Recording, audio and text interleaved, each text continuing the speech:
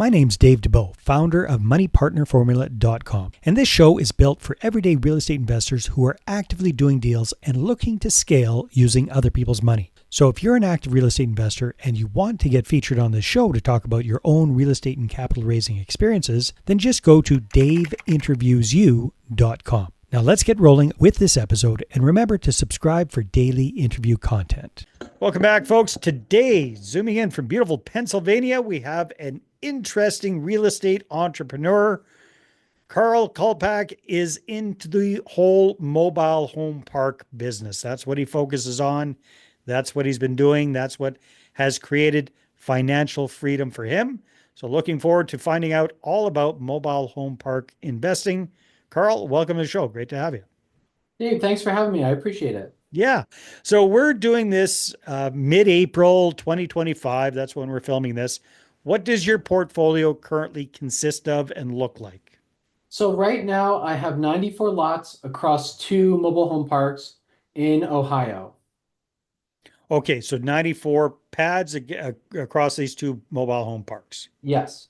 Cool. Very good. And why did you decide to get into mobile home parks versus single family homes, flips, multifamily properties, industrial, all the other plethora of different options that are out there? Well, I was trying single family. I did two of those as rentals, and I did a couple flips. Those were good. Capital gains was a little rough, but I also had a fourplex. So I kind of tried some things before I got into mobile home parks, but I just found that you could get in at a lower cost per pad, and there were less maintenance than, say, an apartment building, where Right. because most of the homes or parks that I focus on are preferably tenant-owned home communities. So Mhm. each resident owns their own home and they're doing the maintenance on the home. So it alleviates me from having to do all that maintenance, which is partially why I like the asset class. Yeah, that makes a lot of sense. So when did you buy your first park? I bought my first park in April of 2024. Okay. All right. So a year ago. A year ago, Yeah, pretty much congratulations. close to the Happy day today. anniversary, man. Thank you. Yes, it's been quite a journey. I imagine it has been. So what have been some of like the biggest aha moments with this asset class, considering that you already had experience with single family homes and flips and small multis? Like what's kind of been like the thing that's blown you away the most from all of this? I think the cash flow is significantly more than some of the other asset classes Okay. on the price that you're paying. And I think the hardest challenge is financing because Hmm. not every bank loans on these assets. So Yeah. you're So what did you do in that case for like let's say the first deal? the first deal, I used a local bank that actually already had the park as a loan. Okay. So I just kind of got lucky. I went through a bunch of different loans or loan brokers, I should say, and we couldn't get financing. The bank actually that I was going to use pulled financing about 14 days prior to close, which is always fun. Yeah. So I had to get an extension. Thankfully, they granted it, but I ended up closing it with the bank that originally held the note. So did you take over the financing or get all new financing there? No, they had whole new financing. They underwrote myself personally and the park itself again, but they were more comfortable with it because they had already lent on it before. So it was a little bit easier for sure. Yeah, I would imagine. So how challenging was it starting from zero, jumping into that first mobile home park? And how did you even kind of clue in that you wanted to do that in the first place? Well, I listen to podcasts all the time. Okay. So I had put on a podcast about mobile homes and mobile home parks and kind of just learned as I drove to work. That was my Nice. mobile office and the place to learn. So I had an hour each way, might as well learn something. So I started listening to podcasts and I learned as much as I can from or could from that. And then Mhm. I ended up finding my coaches. It was a husband and wife team, and they had at the time about 25 parks in Okay. Pennsylvania. So Wow. I kind of hitched Perfect. my wagon to their train and learned everything I could from them and what they were doing and how it all worked. And I took what I learned from them and I went out and tried to do it in the world. And so far, so good. So far, exactly. So I'm imagining that the price point on a mobile home park is significantly higher than the price point on a fourplex or a flip.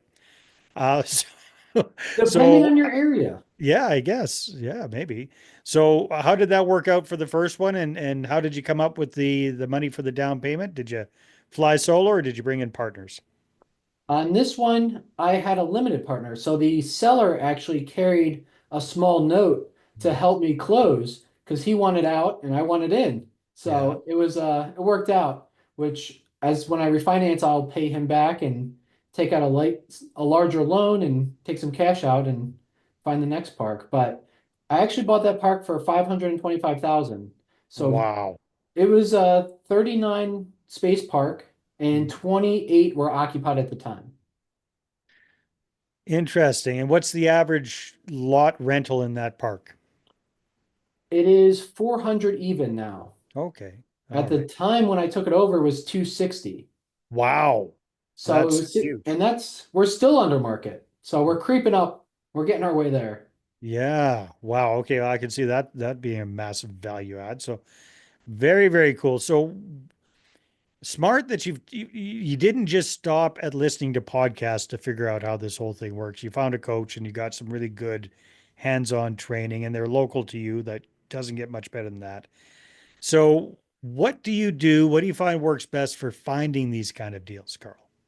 So far in my experience, it's through brokers, either Crexi or LoopNet online, Mhm. or through wholesalers seem to be where I'm finding most of the deals. And once you close one, it kind of opens the floodgates because people see like, oh yeah, he definitely closed There is. one. You know, Mhm. we could send him, they call them pocket listings. They may Mhm. not be on the market, but the brokers have them in their pocket and they want to be sold kind of quietly with someone that can close them. So I've seen more deals now that I've closed at least one, well, two, but they've been bringing more and more as I go along here. Oh, that's wonderful. It makes it so much easier.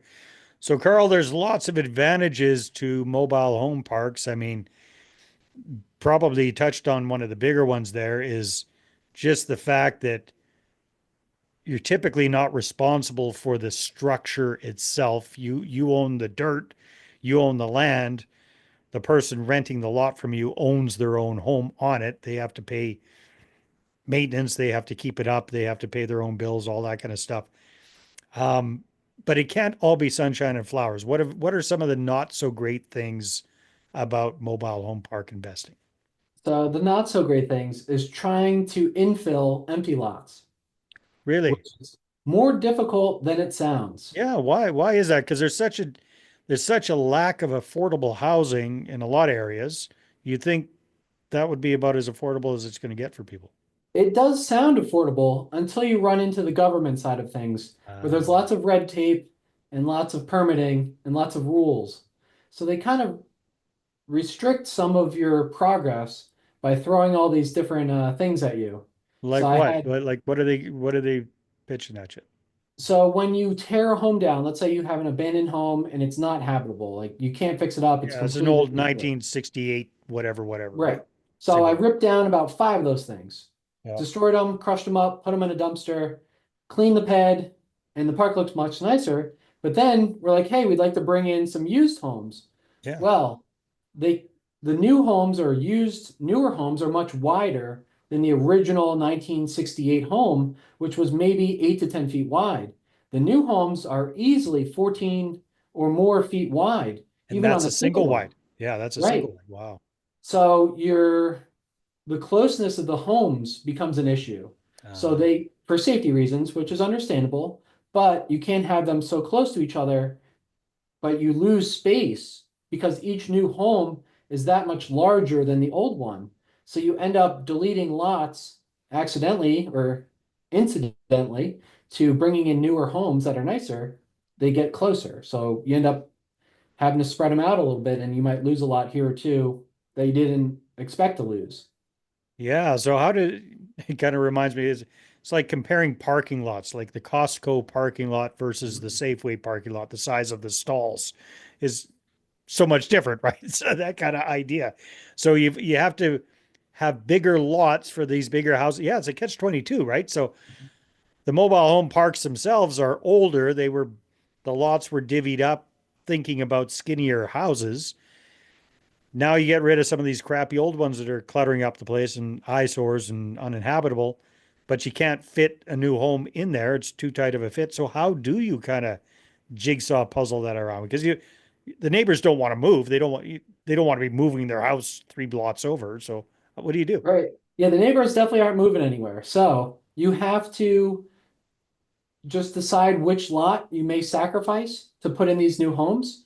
Like we had to lose one lot to put in two homes, so we had three So lots. lucky you had 3 lots and three crappy old ones that you could tear down and turn 3 lots into two.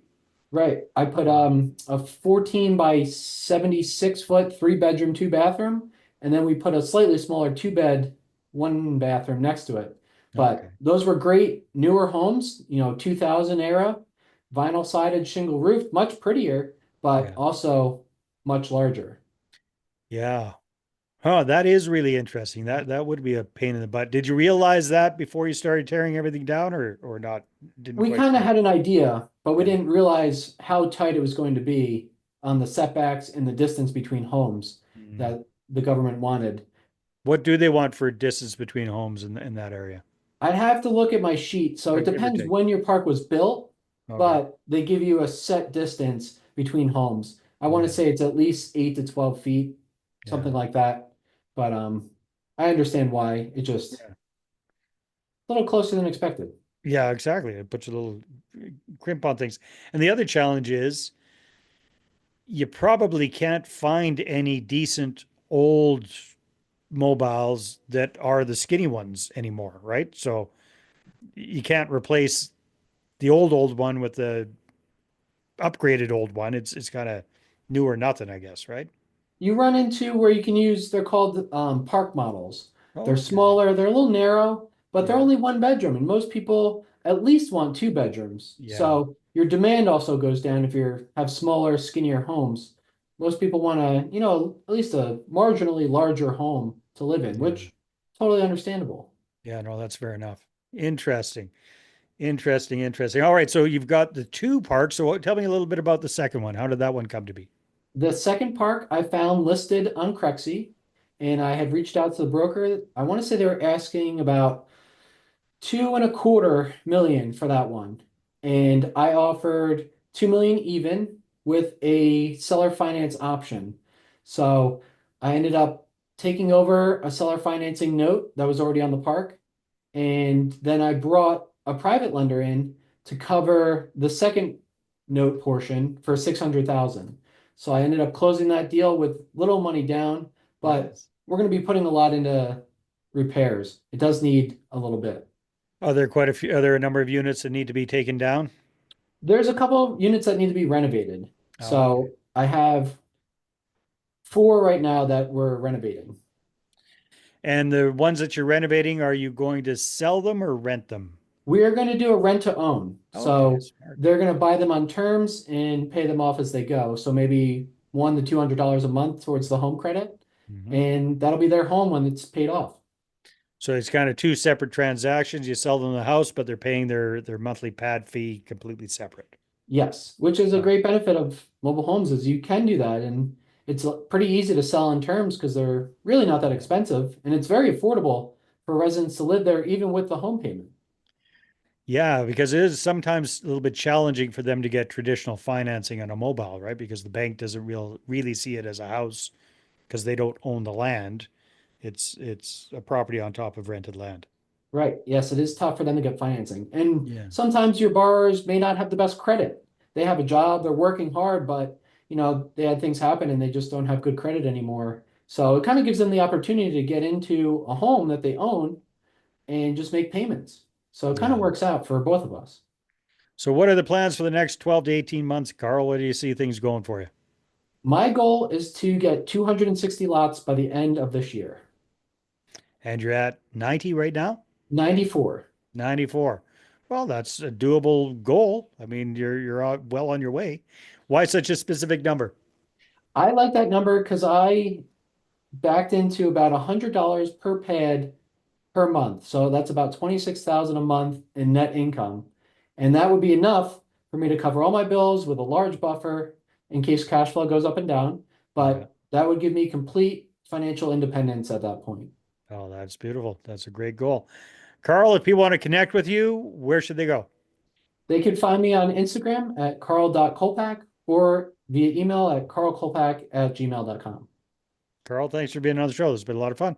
Dave, thanks for having me. I appreciate it. All right, everybody, take care, and we will see you on the next episode. Hey there, I really hope you enjoyed that episode. And as always, if you want to listen to more daily interview content, make sure you subscribe. And if you're an active real estate investor and you're doing deals and you'd like to get featured on this show, then just head over to daveinterviewsyou.com.